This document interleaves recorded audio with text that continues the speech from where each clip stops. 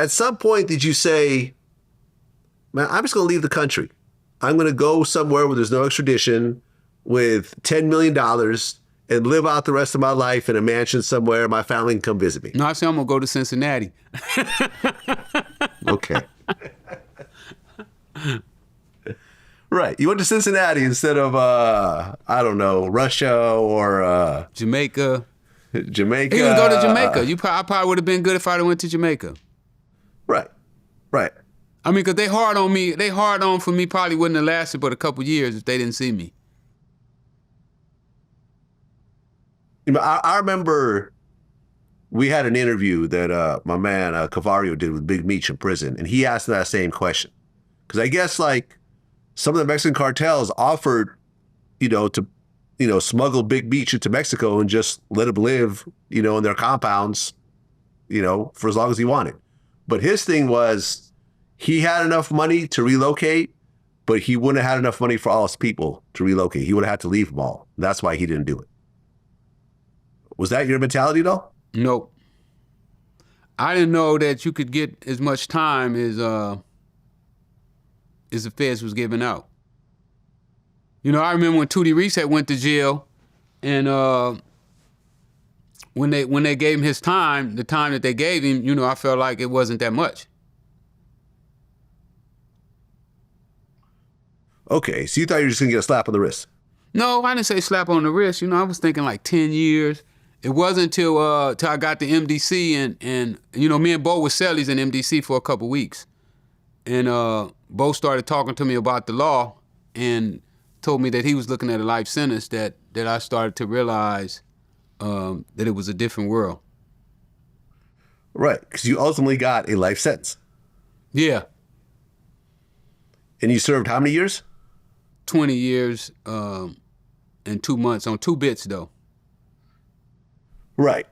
My most serious indictment was from L.A. and they pulled it. They pulled my continuous criminal enterprise indictment. Right, your CCE.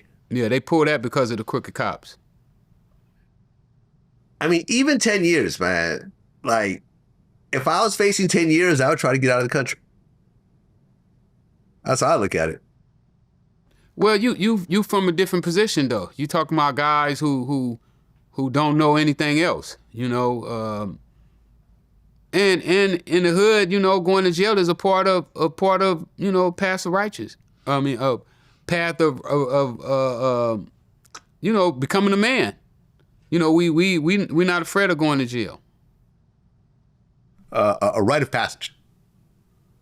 That's what you're looking for, right? Yeah, I mean, it is. I mean, you could look at it that way, or you could look at it as, I don't want to go to prison. I don't care if everyone around me is going to prison. I don't want to do it. I remember the first time I got locked up, I said, this is horrible. I'm like, this really, really sucks. I remember me and Papoose were talking about this. He said when he went to Rikers, he realized the only thing below this is death. This is, you got prison, then you got death. There's not a whole lot in between. No, I would agree with that. I mean, prison is hell. Exactly. You've been taken out of your natural environment. Especially in some of the places that I've been. You're talking about in a tower for 6 years. No grass, no trees. Just to touch grass was like, wow. You feel privileged when you get to touch grass again or touch some dirt again. So. Absolutely, I can relate to that. Yeah, but you never really hear of people. It seems like the cartel guys disappear for decades at a time. Some of them get caught, some of them don't. There's very few photos of them. It'll be like one grainy photo from like the 90s or something. But those guys do a fairly good job of hiding their names and going undetected for a long period of time. But they got their own country. We don't have no country. We don't know where we come from. We don't know our last names, what our real last names would have been. I mean, our whole, when you're dealing with Black Americans, it's totally different. You can't really compare us to nobody else because nobody else has been through what we've been through. Well, but you were not the average street guy that was moving dime sacks. You were a multi-millionaire that actually saw a different world than everyone around you. Yeah, but I was learning as I went. You know, I mean, I'd had the privilege of playing tennis, so yeah, I've been around some rich people before, and I kind of saw what they did. But you're still talking about a person who couldn't read, couldn't write, didn't watch the news, didn't know that he should be educating himself. You know, I mean, I look back at it. What if one of my family members would have just came up and said, "Hey, Rick, let's get a McDonald's, let's get a Jack in the Box, let's get a Popeye's chicken."